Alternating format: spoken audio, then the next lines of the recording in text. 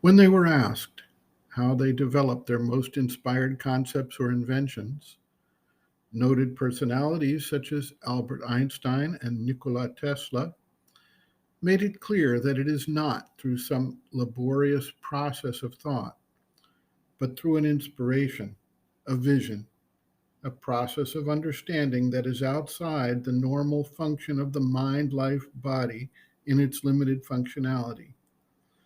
Similar reports come from artists, composers, and visionaries who have been recognized as the leading lights in the development of human progress and culture.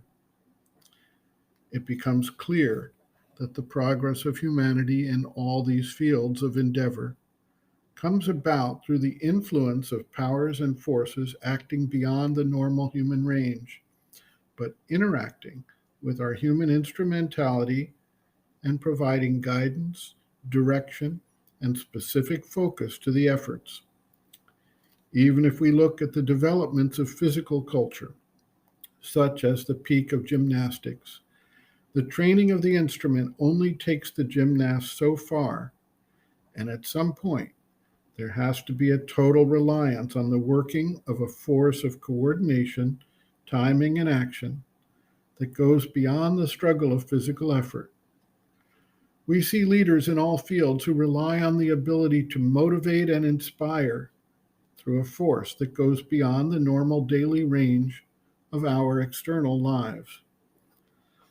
Yoga psychology describes in detail the processes involved and the interaction that takes place. The chakras, the occult centers of energy, are the portals through which various energetic movements can enter into the human mind, life, and body and act upon them. The chakras, however, are very much closed off for most people, blocked, or only allowing very small energy flow through them. Yogic practices tend to open these centers and allow a more pervasive and powerful action to take place.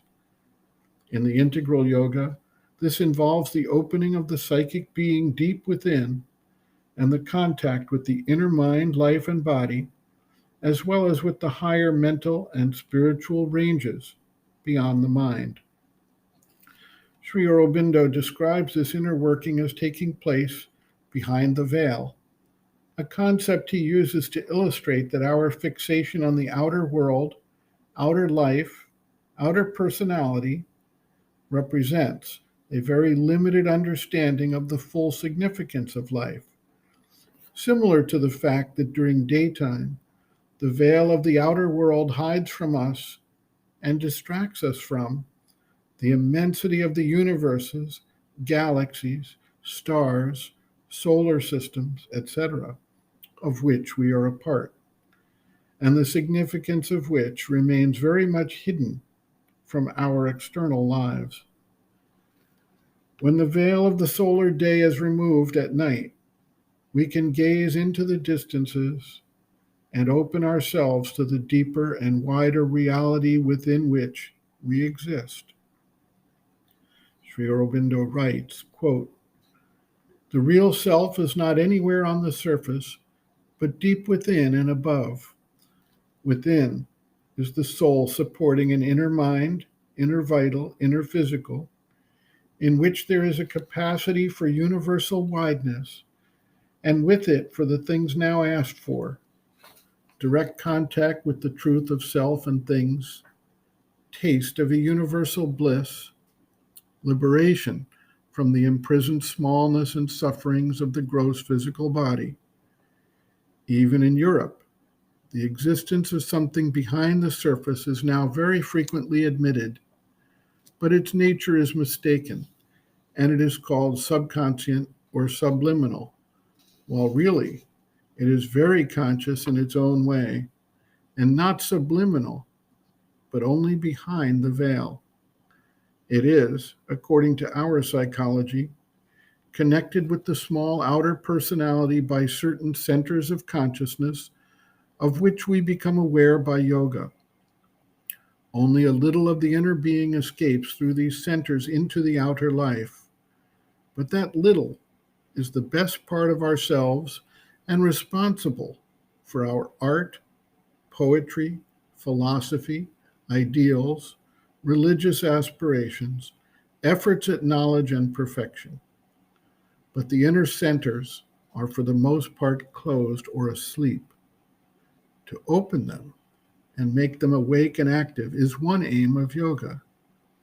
As they open, the powers and possibilities of the inner being also are aroused in us. We awake first to a larger consciousness and then to a cosmic consciousness. We are no longer little separate personalities with limited lives, but centers of a universal action and in direct contact with cosmic forces. Moreover, instead of being unwillingly playthings of the latter, as is the surface person, we can become to a certain extent conscious and masters of the play of nature. How far this goes depending on the development of the inner being and its opening upward to the higher spiritual levels. At the same time, the opening of the heart center releases the psychic being, which proceeds to make us aware of the divine within us and of the higher truth above us. End quote. Reference, Sri Aurobindo, Integral Yoga, Sri Aurobindo's Teaching and Method of Practice, Chapter 8, The Triple Transformation, Psychic, Spiritual, and Supramental, the Supramental Transformation, pages 209 to 229.